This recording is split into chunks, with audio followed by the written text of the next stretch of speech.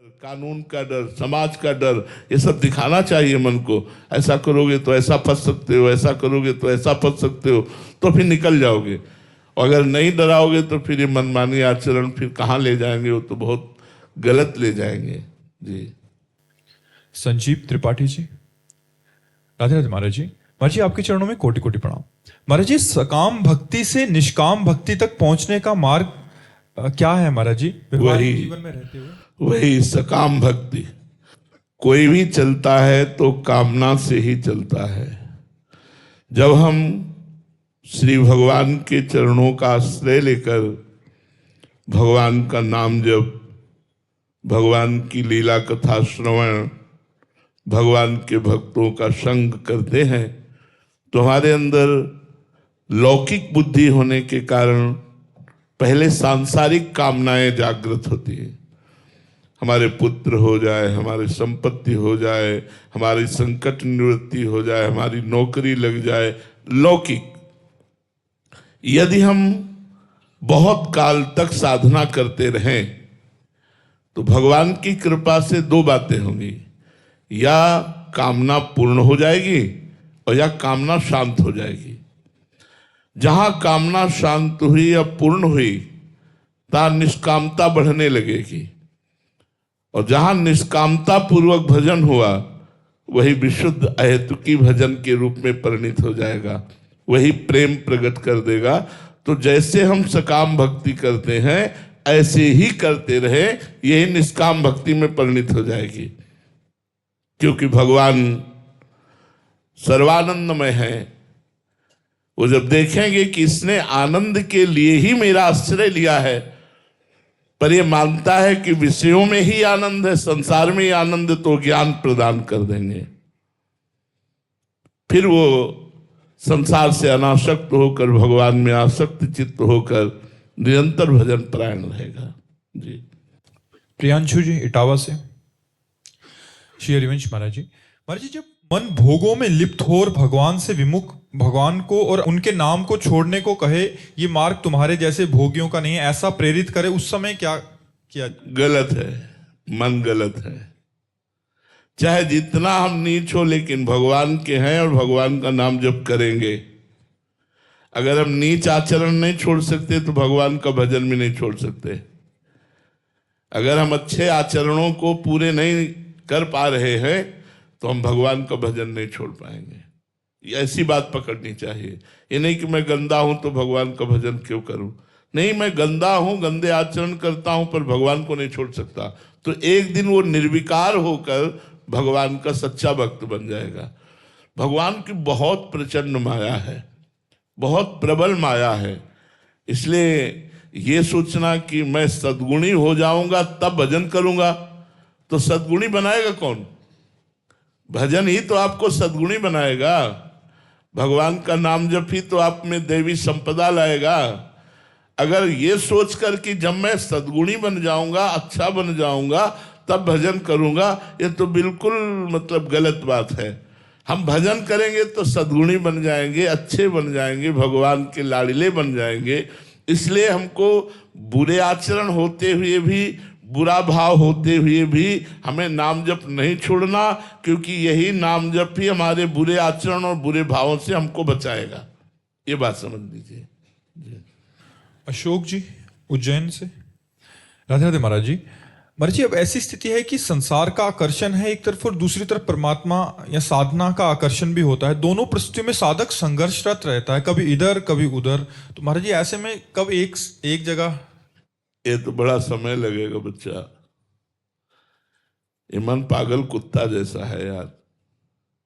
चाहे जितना इसको समझाओ, चाहे जितने डंडे मारो, ये जो सोच लेता है वो उसी की तरफ भागता है। जैसे पागल कुत्ता होता ना, जिस व्यक्ति पर दृष्टि कर लेगा फिर वो उसे काटेगा ही। ऐसे ही मन पागल कुत्ते की तरह है। हरि जो मेरो मन हठ न तजय, बड़ा हठीला है। जो ठान लेता है वो करके ही छोड़ता है। इस मन को प्रभु के चरणों में धीरे धीरे लगाने का अभ्यास करें, शनैः शनैः, धीरे धीरे भगवान में। और भगवान की कथा सुनने से बहुत जल्दी लाभ प्राप्त होता है मन को। यदि हम एकाग्रता पूर्वक रोज भक्तों के चरित्र पढ़ें, भक्तों के चरित्र सुने, भगवान की पावन लीलाओं का गायन करें, भगवान की पावन लीलाओं को सुने, तो हमारा मंगल हो जाएगा। हमारा मन धीरे धीरे निर्मल हो जाएगा तो भगवान में लगेगा। मलिन मन संसार का चिंतन करता है, भोगों में सुख है ऐसा चिंतन करता है। निर्मल मन भगवान में सुख है ऐसा चिंतन करता है। तो मन को पहले हमें पवित्र करना है। तो संत समागम, तीर्थ अवगाहन, शास्त्र स्वाध्याय, नाम कीर्तन, नाम जप, इनके द्वारा हम अपने मन को पवित्र करें और पवित्र मन ही परमात्मा स्वरूप में स्थित होता है। और परमात्मा स्वरूप में स्थित हो गया तो सब कामनाएं शांत हो गई। राधिका रसिक जी, सहचरी जी, राधे राधे महाराज जी। महाराज जी, गुरु में, गुरु के 5 भौतिक शरीर में, उनके श्री चरणों में, उनके वाक्यों में भाव व निष्ठा स्वाभाविक ही हो जाती है, किंतु गुरु तत्व में कैसे भाव बढ़ाएं? और यही प्रकट में करते रहिए तो तत्व ज्ञान जागृत हो जाएगा। प्रकट गुरु के ध्यान से, प्रकट गुरु की सेवा से, प्रकट गुरु भाव से तत्व ज्ञान जागृत हो जाता है। और फिर जब तत्व ज्ञान जागृत हो जाता है तो अखंड मंडलाकारम व्याप्तमेन चराचरम तत्पदम दर्शितमेन तस्मै श्री गुरुवे नमः, समस्त चराचर जगत में गुरुदेव भगवान व्याप्त है, ऐसा अनुभव हो जाता है जी। मनीष माथुर जी, महाराज जी राधे राधे। महाराज जी, भविष्य की चिंता कैसे दूर करें? जो हो गया है उसे कैसे भूलें? नाम जप के द्वारा, भगवान के नाम जप में मन को लगाइए, वो धीरे धीरे सब विस्मृति के गर्त में डाल देगा संसार को। अगर संसार का स्मरण करेंगे तो भगवत विस्मरण हो जाएगा, और भगवत स्मरण करेंगे तो संसार की जितनी भूली हुई बातें, गलती बातें, ये सब शांत हो जाएंगी। नाम जप में बड़ी सामर्थ्य है। आप निरंतर नाम जप करते रहिए। नाम जप के प्रभाव से ही संसार से अध्यात्म की यात्रा में हम आगे बढ़ पाते हैं। अगर नाम जप नहीं है तो ज्ञान हो सकता है शास्त्रीय, लेकिन आध्यात्मिक उन्नति नहीं हो सकती। इसलिए खूब नाम जप करो तो जो भूत भविष्य की चिंता है वो मिट जाएगी, वर्तमान भगवदानंद में हो जाएगा। वर्तमान के सेकंड को यदि हम राधा नाम में लगावें, हर सेकंड राधा राधा राधा, तो हमारा भविष्य भी अच्छा होगा, हमारा भूत भी मंगल में होगा। लक्ष्मी प्रिया देवी दासी जी, हैदराबाद से। राधा वल्लभ श्री हरिवंश गुरुदेव। महाराज जी, होई है सोई जो राम रची राखा। महाराज जी, पूर्ण शरणागति के लिए ऐसा क्या करें कि मन में कोई संशय ना रह जाए, विश्वास बढ़ता रहे? भगवान के पावन चरित्रों को सुनिए और भक्तों का संग कीजिए। जब भगवान की महिमा सुनते सुनते विश्वास हो जाता है कि भगवान इतने कृपालु, इतने बलशाली, सर्वत्र सर्वज्ञ, सर्वशक्तिमान, तो हमारा मन विश्वास करने लगता है भगवान बचाएंगे, भगवान हमारी रक्षा करेंगे, निश्चित भगवान हमारी समस्याओं का समाधान कर देंगे।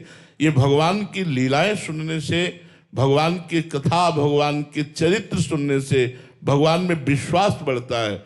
भगवान में विश्वास बढ़ने से ही हमारी शरणागति पुष्ट होती है। हमें तो सबसे बढ़िया खूब भगवान के चरित्रों का गायन करो और खूब चरित्रों को सुनो। कानों को इतना सुनाओ कि विषय की वार्ता सुनना बंद कर दे, विषय चिंतन बंद कर दे, बस इसी से आनंद की अनुभूति होने लगेगी। पीयूष जी विदिशा से। राधा वल्लभ श्री हरिवंश महाराज जी।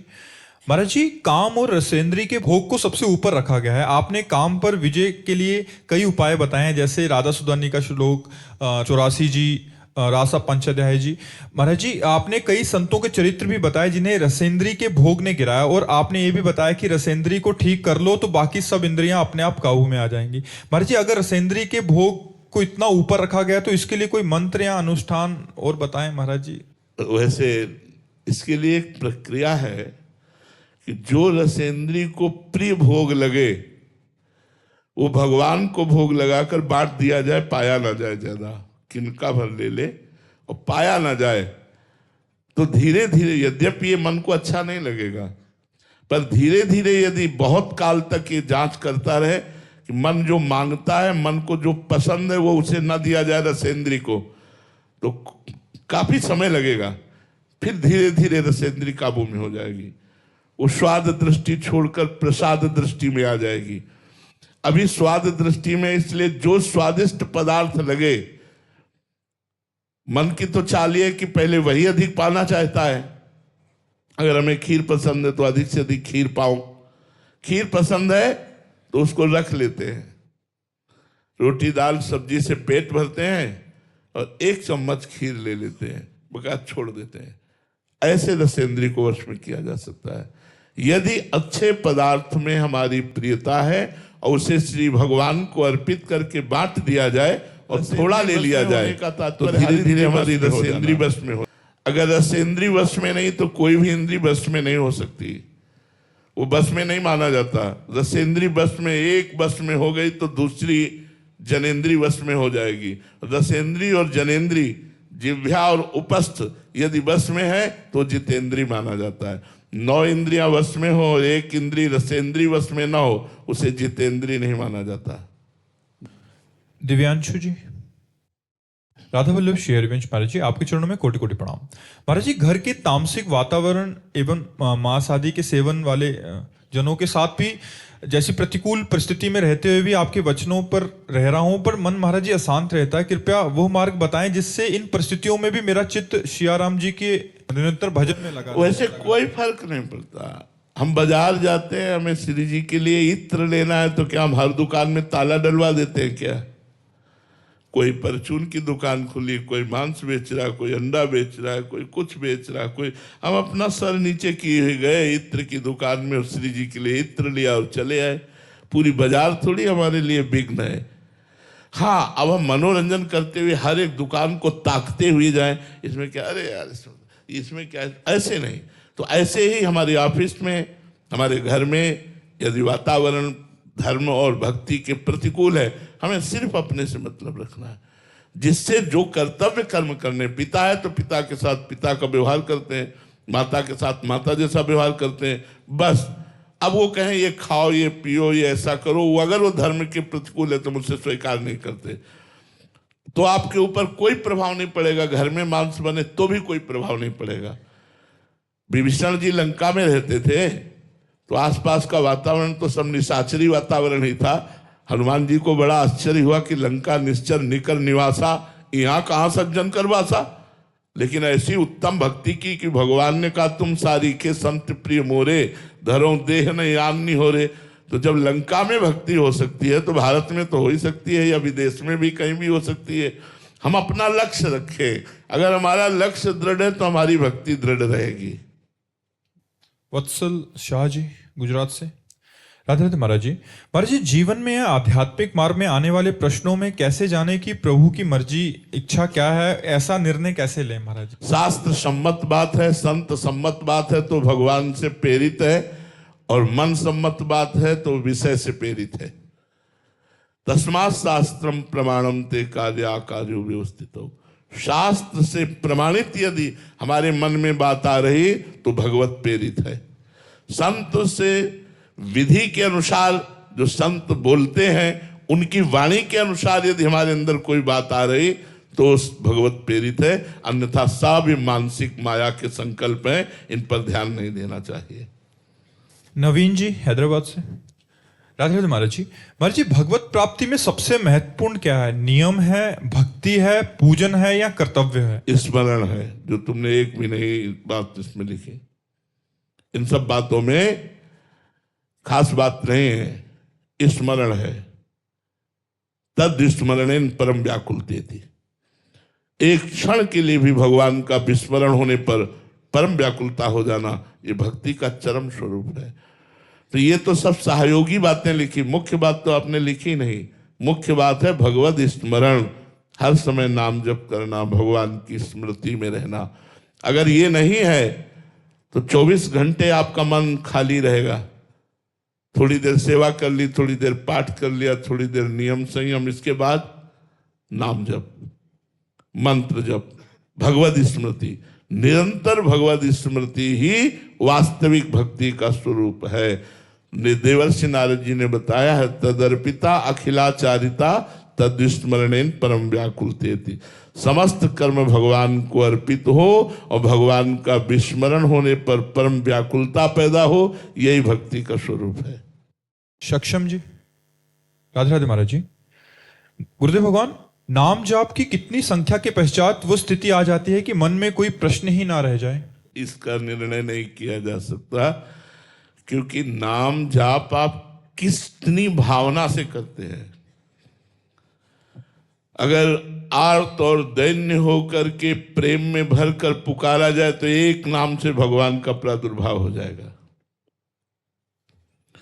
एक बार जिन नाम लिए हित सो होए अति दीन, ताको संग न छाड़ही ध्रुव अपनो कर लीन। एक बार अभिमान रहित होकर आर्त भाव से, दैन्य से, प्रेम में भरकर एक नाम पुकारा जाए तो भगवान उसका संग कभी नहीं छोड़ते और उसको दर्शन दे देते हैं। अब बोलो, एक नाम में भगवान का दर्शन हो सकता है, लेकिन शर्त है अभिमान रहित, दैन्य और प्रेम युक्त। अब ये अभिमान रहित होना, दैन्यता आना, प्रेम युक्त होना कितना समय लगेगा, अब ये तो भगवान जाने। इसीलिए हम कितने समय में सारी कामनाओं को शांत करके भगवान के चरणों में बढ़ते हैं, इसमें हमारी लगन काम करेगी, इसमें संख्या नहीं काम करेगी, इसमें लगन काम करेगी। हम कितनी लगन से नाम जप करते हैं, कितने भाव से नाम जप करते हैं, कितनी आसक्ति पूर्वक नाम जप करते हैं, वही प्रभाव दिखाएगा। अगर हमारा एकाग्रता पूर्वक नाम जप हो तो कम नाम जप से ही बहुत जल्दी उन्नति हो जाएगी। एकाग्रता, नाम का दर्शन करते हुए, नाम का श्रवण करते हुए, नाम में आसक्ति रखते हुए। तो भाई ये तो बोला नहीं जा सकता कि इतने नाम जप करो भगवान मिल जाएंगे, इतना नाम जप करो तो शांति आ जाएगी। अब पता नहीं कितने जन्मों के पाप आपके कौन कौन से जमा है, उनको नष्ट करने के लिए नाम भगवान को, अगर राजसिक तामसिक स्वभाव मसल दिया, अब वो चींटी है या मच्छर, वो मर गया। साधु स्वभाव है, धीरे से देखेगा कोई जीव तो नहीं, हाँ जीव है तो उसे पकड़ के हटा कर। स्वभाव से प्रेरित सूक्ष्म शरीर से प्रेरित स्थूल शरीर, क्रियाएं वही होती हैं जो हमारे मन में संकल्प बनता है। मन वैसा ही संकल्प बनता है जैसा स्वभाव होता है। इसलिए ये बात आप कैसे सिद्ध कर सकते हैं कि तीनों में विपरीत कार्य हो रहे हैं? जी, ऐसा भाव हो सकता है कि अंदर से हम भजन भक्ति मार्ग पे नहीं चल रहे, पर बाहर दिखावा कर रहे हैं, बट अंदर का वो तो पाखंड है, वो पाखंड है। तो उसकी बुद्धि अशुद्ध है, उसका स्वभाव अशुद्ध है। तीनों के कारण वो पाखंड को स्वीकार किए हुए। विपरीत कहां हो सकता है? विपरीत शास्त्र के हो सकता है, संतों के विपरीत हो सकता है, लेकिन इन करणों के विपरीत नहीं। इन्होंने स्वीकार किया तभी हुआ, अगर ये स्वीकार ना करे तो होगा ही नहीं। स्वीकृति से ही होता है। अब वो अंतर्मुख ज्यादा नहीं है, इसलिए वो इस बात को समझ नहीं पा रहे। प्रिंस जी, कितना समय लेना पड़े, तो इसलिए ये भगवान के ऊपर छोड़ करके अपने को निश्चिंत होकर नाम जप करना चाहिए। जितना अधिक नाम जप करोगे उतने भगवान की कृपा से आपके हृदय में शांति, आनंद और निष्कामता बढ़ेगी। दशरथ जी, महाराष्ट्र से, राधे राधे महाराज जी। महाराज जी, सूक्ष्म शरीर, कारण शरीर एवं स्थूल शरीर परस्पर एक दूसरे से विपरीत आचरण क्यों करते हैं? अंदर कुछ सोच रहे हैं, बाहर आचरण में ऐसा भाव शायद है महाराज जी। नहीं, ऐसा हो ही नहीं सकता, ऐसा नहीं हो सकता। स्वभाव अच्छा हो, मन ठीक संकल्प कर रहा हो, तो शरीर से बुरे आचरण हो ही नहीं सकते। स्वभाव में मलिनता है, मन में भोगों की इच्छा है, लेकिन हम आचरण पवित्र करना चाहते हैं, वो अपवित्र आचरण होंगे। ये सूक्ष्मता की बात है, आप उसे समझ नहीं पा रहे कि कारण शरीर स्वभाव, सूक्ष्म शरीर अंतःकरण, स्थूल शरीर पांच भौतिक, इन तीनों का कनेक्शन है। स्वभाव से प्रेरित होकर मन भोगों की तरफ या परमात्मा की तरफ, जैसा स्वभाव हुआ, जैसा संकल्प बना।